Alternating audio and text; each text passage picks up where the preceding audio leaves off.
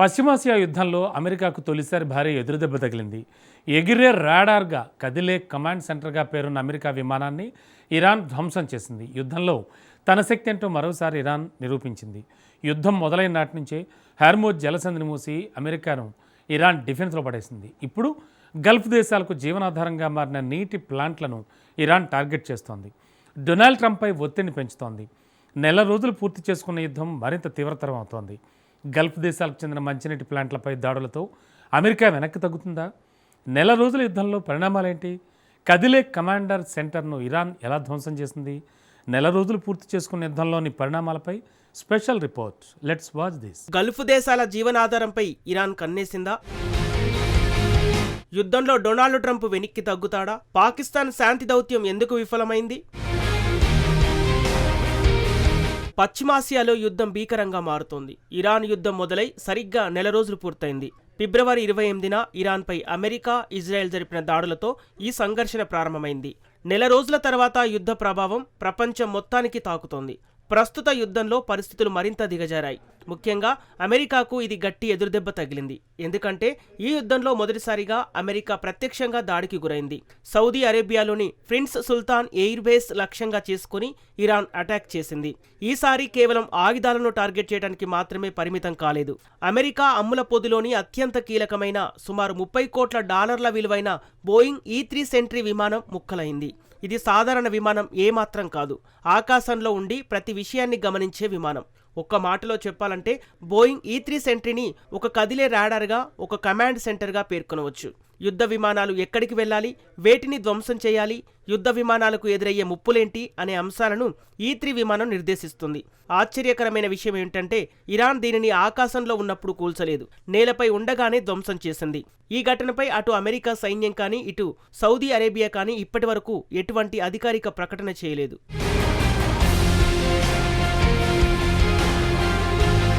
ప్రస్తుతానికి Boeing E-3 sentry విమానంపై అటాక్ను ఎవరు ధృవీకరించలేదు. కానీ సోషల్ మీడియాలో వైరల్ అవుతున్న ఫోటోలను చూస్తే ఆ విమానం ఎంత దారుణంగా దెబ్బతిందో అర్థమవుతుంది. అమెరికా వద్ద ప్రస్తుతం 16 E-3 సెంట్రీ విమానాలున్నాయి. వాటిలో 6 పశ్చిమాసియాలోనే ఉన్నాయి. కాబట్టి వాటిలో ఒకటి దెబ్బతిన్నా అది అమెరికాకు పెద్ద కోలుకోలేని దెబ్బ అవుతుంది.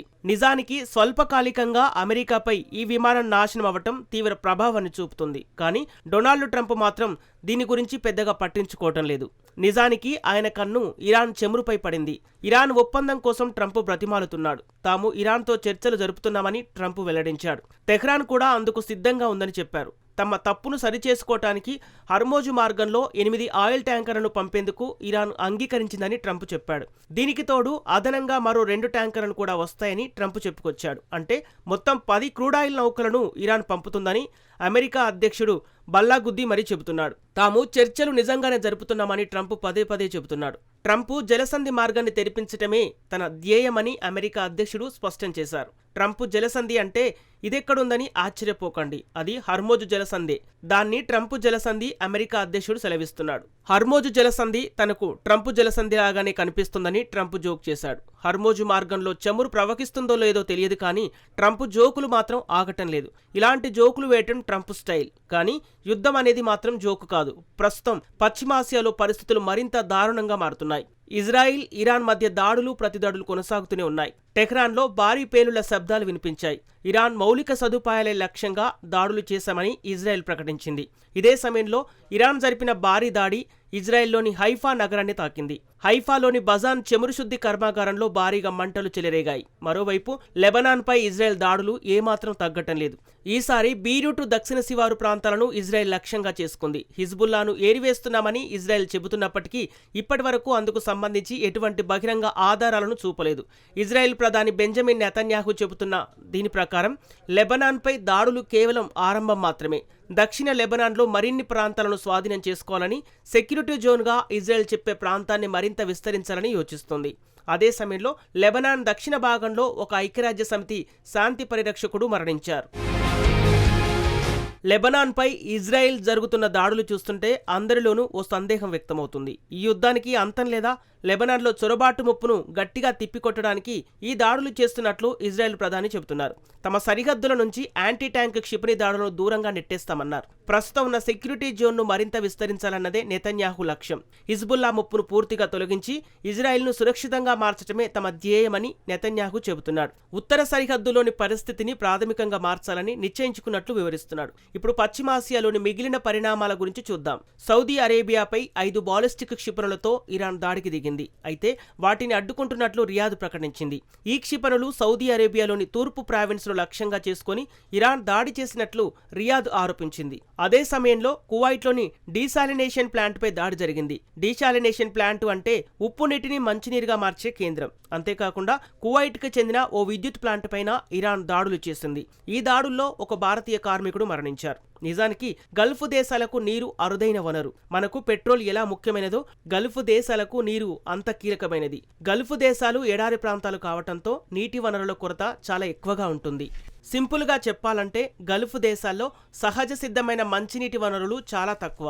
అందుకే గల్ఫ్ దేశాలు సముద్రపు నీటిని తాగునీటిగా మార్చుకుంటున్నాయి. అందుకోసం భారీగా ప్లాంట్లను ఏర్పాటు చేస్తున్నాయి. గల్ఫ్ అంతటా సుమారు 400కు పైగా డీసాలినేషన్ ప్లాంట్లున్నాయి. ఒక రకంగా చెప్పాలంటే గల్ఫ్ దేశాలకు పెట్రోల్ లేకపోయినా మనుగడ సాగించవచ్చు. కానీ నీటి ప్లాంట్లు లేకపోతే గల్ఫ్ ప్రజలు చావటం ఖాయం. అందుకే వ్యూహాత్మకంగా ఇరాన్ ఈ డీసాలినేషన్ ప్లాంట్లను టార్గెట్ చేస్తోంది. దీంతో గల్ఫ్ దేశాలకు కన్నీళ్లు తప్పడం లేదు. నీటి ప్లాంట్లను ఇరాన్ టార్గెట్ చేయడంతో యుద్ధం ఆపమని అమెరికాపై గల్ఫ్ దేశాలు ఒత్తిడి తెస్తున్నాయన్నది ఇరాన్ ప్లాన్. ఒకవైపు దాడులు కొనసాగుతుండగానే మరోవైపు దౌత్య ప్రయత్నాలు కూడా జరుగుతున్నాయి. గత వారం యుద్ధాన్ని ఆపేందుకు పాకిస్తాన్ ప్రయత్నం చేసి బొక్కబోర్లా పడింది. 2 రోజుల సమావేశానికి ఆ దేశం పిలుపునిచ్చింది. అనుకున్నట్టుగానే 29న చర్చలకు సౌదీ అరేబియా, టర్కీ, ఈజిప్టు విదేశాంగ మంత్రులు ఇస్లామాబాద్లో పర్యటించారు. తొలి రోజే సౌదీ, ఈజిప్ట్ చర్చల నుంచి తప్పుకున్నాయి. పాకిస్తాన్తో శాంతి చర్చలు జరిపేది లేదని ఇరాన్ ప్రకటించింది. కానీ పాకిస్తాన్ మాత్రం చర్చలు సఫలమైనట్లు ప్రకటించడం సిగ్గుచేటు.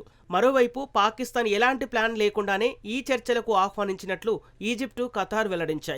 అసలు విషయం ఏమిటంటే యుద్ధం చేస్తున్న ఇరాన్, ఇజ్రాయిల్, అమెరికా మాత్రం ఈ చర్చల్లో లేవు. అయితే దౌత్య ప్రయత్నాలు ఫలిస్తాయా అంటే ఇప్పటికిప్పుడు చెప్పలేం. కానీ యుద్ధంలో మాత్రం ఏ దేశము వెనుకడుగు వేయటం లేదు. ప్రస్తుతం ఒక విషయాన్ని మాత్రం స్పష్టంగా చెప్పవచ్చు. దౌత్యం కంటే క్షిపణులే వేగంగా దూసుకుపోతున్నాయి.